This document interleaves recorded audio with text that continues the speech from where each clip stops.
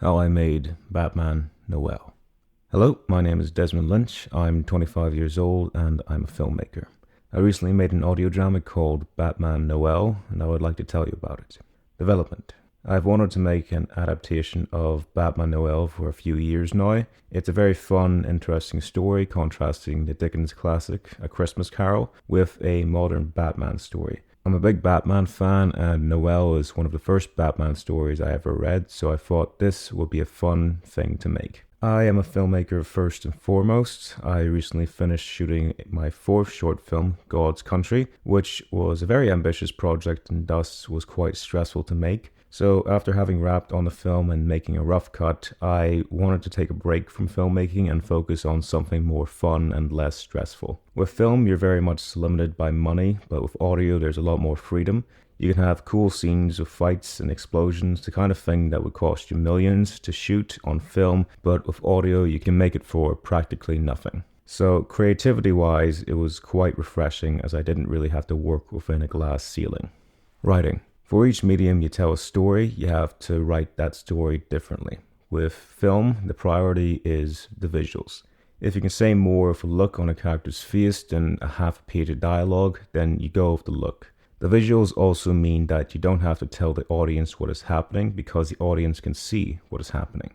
Audio is very different. By definition, there are no visuals. The listener can only see what you describe to them. Now, there are several ways you could do this. The first being that you have a narrator describe a scene or setting, such as an audiobook narrator telling you what a street looks like or a house, whatever is in the story at any time. The other way you do this is have the characters talk about what they're experiencing. This could be an internal monologue or just be through the dialogue. You can keep the scene descriptions brief and punchy, giving the audience basic details so that they can fill in the rest for themselves, thus keeping the pacing up and making it feel less like an audiobook and more like an audio play.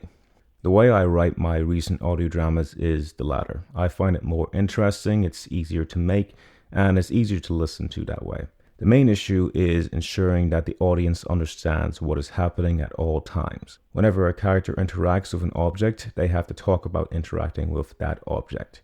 When a new character is introduced, you have to talk about it. When there is a new location, you have to talk about it. When there is a fight scene, you have to describe it. You can't just rely solely on sound effects all the time because the audience may not understand what is going on. So, whenever possible, you need to use the character to describe what is happening. In film, the rule is show, don't tell. In audio dramas, you have no choice but to tell.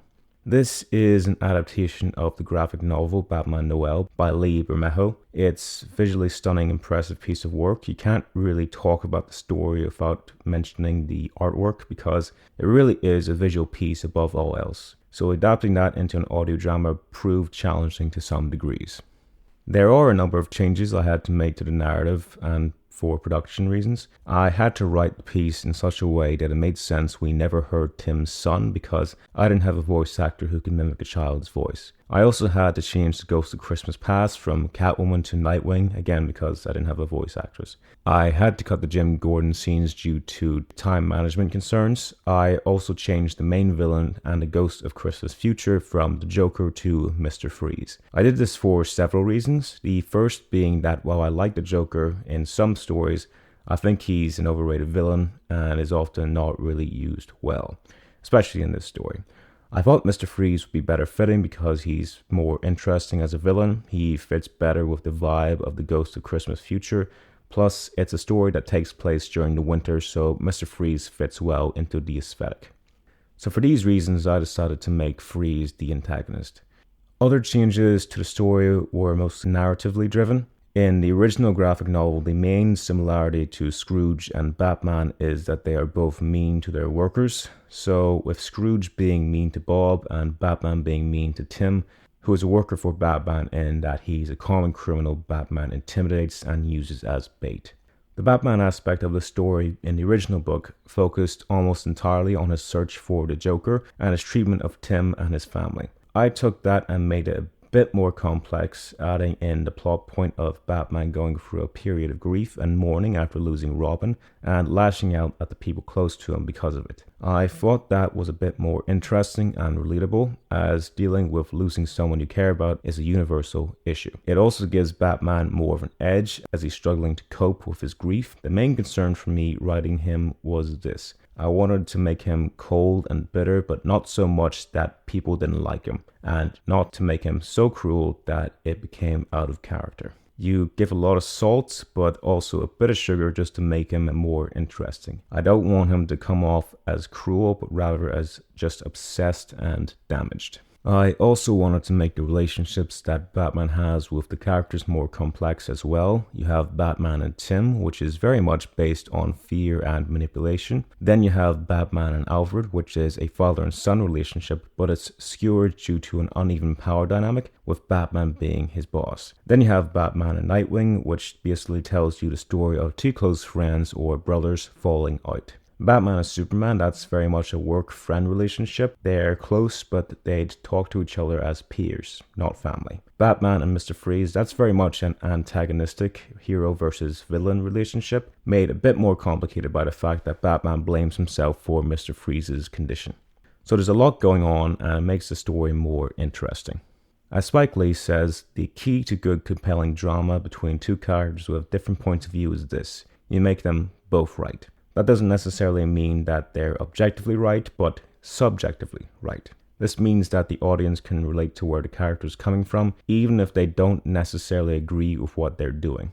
So Nightwing, Alfred, and Superman are right because Batman is crossing a line. He is abusing his power to manipulate a suspect and spying on both him and his family. He is taking unnecessary risks and jeopardizing his own life by working while severely sick. But Batman is also right because Mr. Freeze is a very serious threat and he must be stopped. Because both sides are right, it makes for more interesting drama as they clash with each other, and it leaves the audience feeling conflicted. The relationship between characters were the biggest change from the original graphic novel. I wanted Bruce to break off and have an initial bad interaction with each of the characters, and then at some point near the end make amends.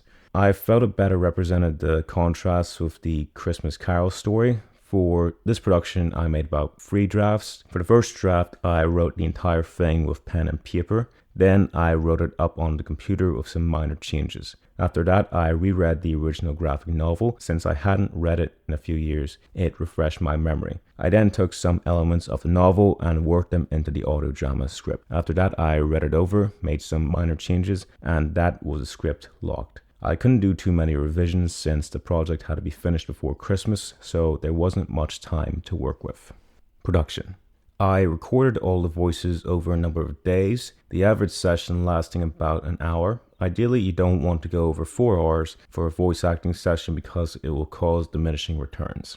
There was some issues with the recording process. I usually use a condenser microphone for my voice acting recordings. However, I was having issues with using this mic, so I had to use my hypercardioid microphone, which is a good mic, but it's not designed for this specific task. You have to get very close to reduce the reverb. It would also pick up background noise, which the condenser mic usually would not. For safety, I made sure to only do recordings that lasted about 20 minutes. After each session, I'd back up the files on both the hard drive and the Google Drive. I did all the voice acting myself. I had to do different accents. Most were acceptable, but I'd have to make some modifications in post as some voices sounded too similar.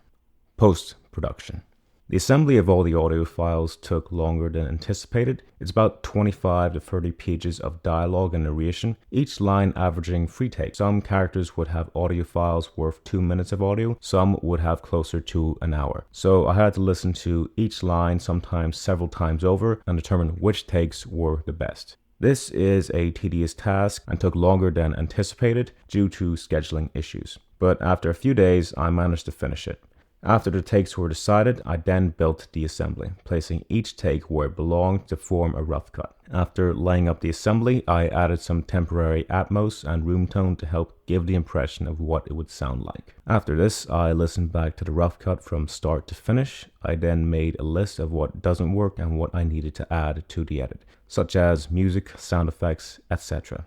It's good to have a list like this when editing. It keeps you focused and prevents you from getting overwhelmed as you go from not knowing exactly what to do to basically having a to-do list you can tick off, which is more manageable workload-wise. For the first cut, I fixed up the pacing, cleaned the audio, added more sound effects and music. I've edited quite a few audio shorts and some longer audio dramas at this point. My main takeaway is this: keep it simple. Only use sound effects that are clear and can be easily understood what they are. Make sure your dialogue is clean and the diction is correct so that people understand what is being said and what is going on. Music is great to elevate a scene, but make sure not to use it as a crutch. A scene should be good without the music, but when you add the music, you elevate it to becoming great, so long as you use the right sound effects, the right atmos, the right takes of dialogue, and the right music. It'll be great. You have to be very selective with what you use to ensure nothing diminishes the piece. The second cut, I added more sound effects and music. The sound effects for this were quite challenging to find. Batman's cape was actually the sound of dragon wings flapping. It gave it a more impressive lever impact sound. The grappling hook was very hard to find as well, but the hardest to find was the sound of ice cracking.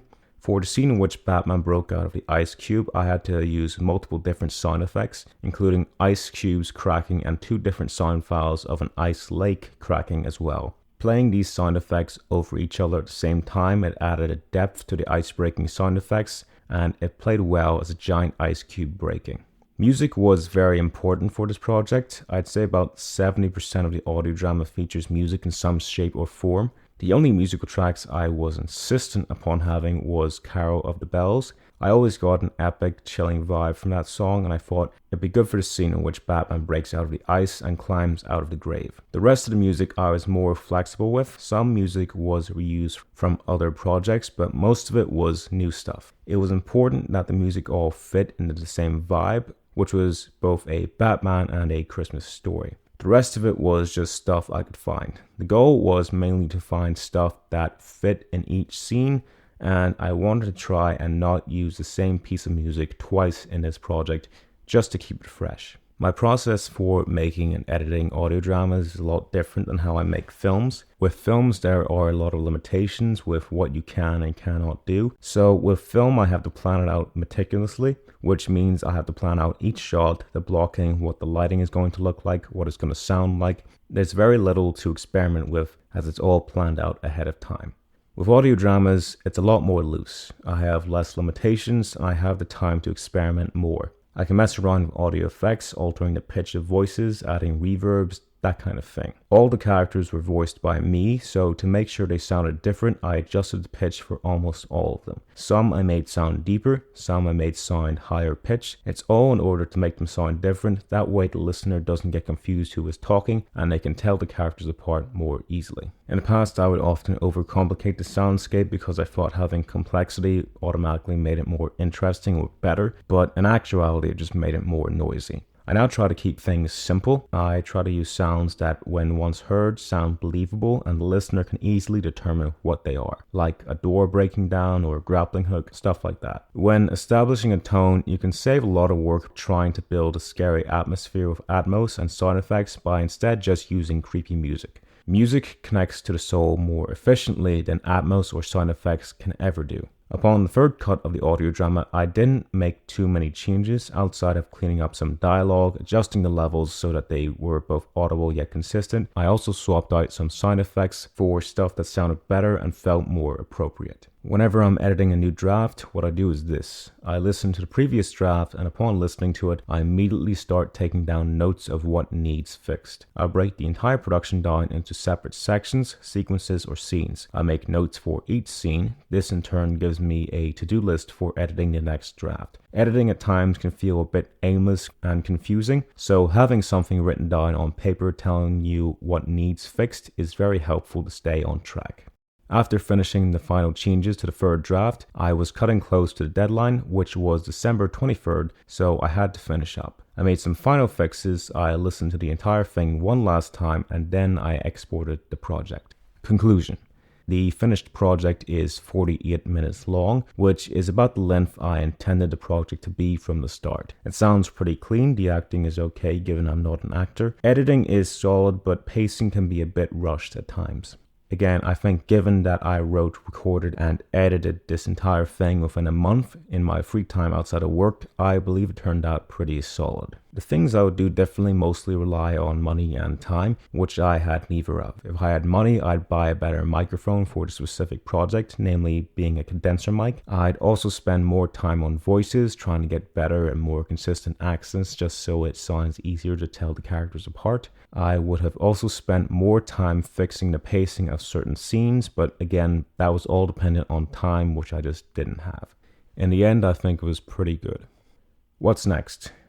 2024 was pretty busy. I finished editing 2 short films and shot another short film that I had written and directed. I made several audio shorts and I made an audio drama miniseries. I also did some location sound recorders work on a few short films this year as well. In 2025, I don't think I'll be shooting any film projects that I wrote or directed. I'm going to try to get funding for a feature film I want to make sorted, so I'll work on that. In the meantime, I'm going to finish my recent short, God's Country. I'll also try to get back to making some more Witch Chronicles episodes, as I kind of fell off of it due to my busy schedule. The big plan for this year is finally getting The Witch and the Heart of Stone made. It's been a while since I've told a story with Henrika, so I'm going to aim to get that made by August at latest. Those are some of my goals for 2025. With that in mind, I just want to say thanks for listening and goodbye.